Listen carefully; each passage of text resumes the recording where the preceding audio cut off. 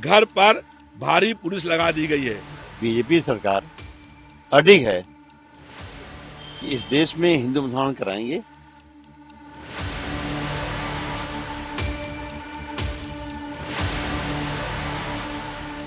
डरा रहे हैं लोगों जनता को घर से बाहर निकलने नहीं दे रहे हैं। अब आप इतनी फोर्स लगाए तो हम कैसे झगड़ा करके थोड़े जाएंगे?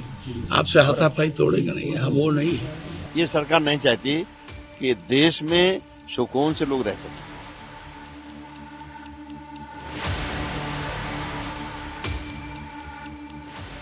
संभल में जामा मस्जिद सर्वे को लेकर के भड़की हिंसा ने देश में राजनीति उबाल ला दिया है। संभल में हिंसा के बाद से वहां पर मौजूदा हालात अभी भी ठीक नहीं है। ऐसे में वहां पर जो मौजूदा हालात है उसके मद्देनजर सपा ने अपने 15 सदस्यीय टीम को वहां भेजने की बात कही, जिसको लेकर के अब उत्तर प्रदेश की राजनीति में नया मोड़ आ गया है। सपा के नेताओं के घर के पास भारी मात्रा में पुलिस बल की तैनाती कर दी गई है।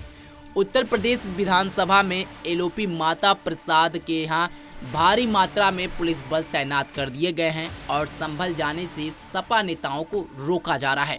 बता दें कि संभल हिंसा की जब बात छिड़ी तो ये पार्लियामेंट में भी बड़ा मुद्दा बना और पार्लियामेंट में भी जमकर संभल हिंसा को लेकर के बवाल शुरू हुआ। तो वहीं अब सपा के नेताओं ने भी हंगामा शुरू किया है और यूपी पुलिस की तरफ से सपा नेताओं को संभल जाने के लिए रोका जा रहा है। सुनिए उत्तर प्रदेश पुलिस की इस कार्रवाई के बाद से सपा नेताओं ने क्या कुछ कहा।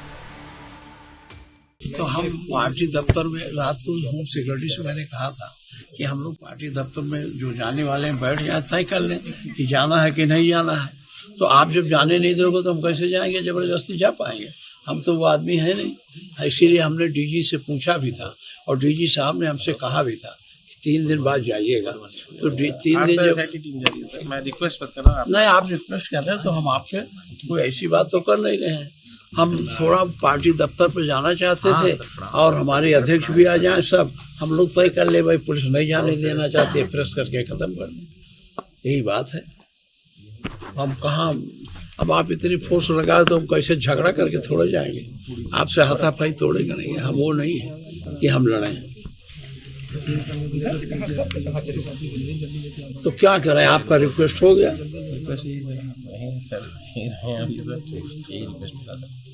समाजवादी पार्टी कार्यालय भी नहीं जाने देना चाहते आप लोग? समाजवादी पार्टी कार्यालय में जाने देने में क्या दिक्कत है? हम लोग बैठ के तय कर लेंगे, आपकी समस्या का निदान हो जाएगा। वहाँ ऐसे बैठे रहोगे दिन भर, हम भी घर में बैठे रहेंगे।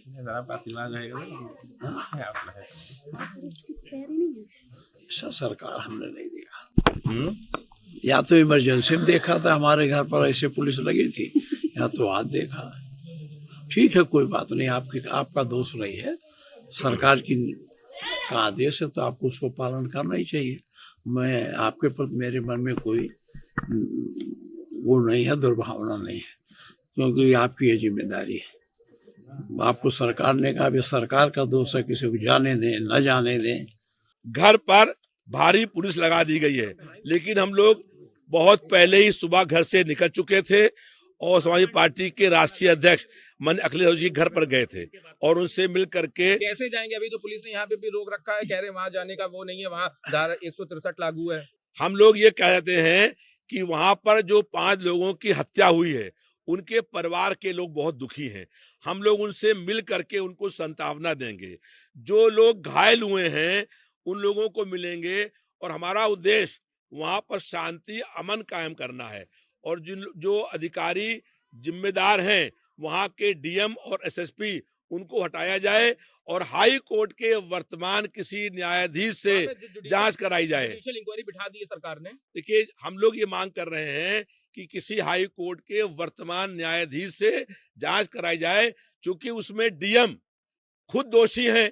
जब डीएम दोषी हैं तो उसका एसीएम या मजिस्ट्रेट क्या जांच करेगा? उसमें रिटायर्ड जज भी मौजूद है, जो कमीशन बनाया गया, रिटायर्ड आईएएस और आईपीएस सभी लोग मौजूद। हम लोग ये चाहते हैं कि किसी वर्तमान न्यायाधीश से इसकी जांच कराई जाए, क्योंकि वहां पर जिलाधिकारी और एसएसपी दोनों खुद शामिल हैं और वहां पर डरा रहे हैं लोगों जनता को घर से बाहर निकलने नहीं दे रहे हैं। जाएंगे अभी आप? हम लोग अभी वार्ता करेंगे और लोग भी आ रहे हैं और उनके साथ निकलेंगे। अगर रोका जाएगा तो या धरना देंगे।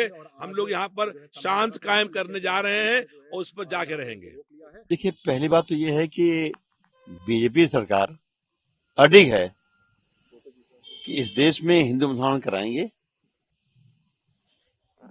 और वो जो घटना घटी है संभल की, बड़ी घटना है। हम लोगों ने इस सवाल को सदन में उठाने का भरपूर प्रयास किया और रेगुलर उठाया, लेकिन सुनी नहीं गई और स्थगित तो हो गया हाउस, लेकिन लगातार प्रयास करने के बाद भी स्पीकर ने सुना नहीं। जबकि हम लोग स्पीकर के कमरे में गए थे, बात भी हुई है, तो उन्होंने भरोसा भी दिया था कि कल आप लोग रहिएगा, उठाइएगा। फिर नहीं उठाने दिया, अर्जुन कर दिया। अब अगर सदन की हालत है तो निश्चित तौर पे आज अगर डेलीगेशन जा रहा था तो जाने देना चाहिए था। कोई तूफान नहीं खड़ा हो रहा था और पुलिस लगा देते, हम लोग शांति के बात कर लेते हैं। लेकिन अगर प्रतिनिधिमंडल जा रहा था वहां समाजवादी पार्टी की ओर से, उसको रोकना ये बड़ी बात है। कहीं से भी ये सरकार नहीं चाहती कि देश में सुकून से लोग रह सकें।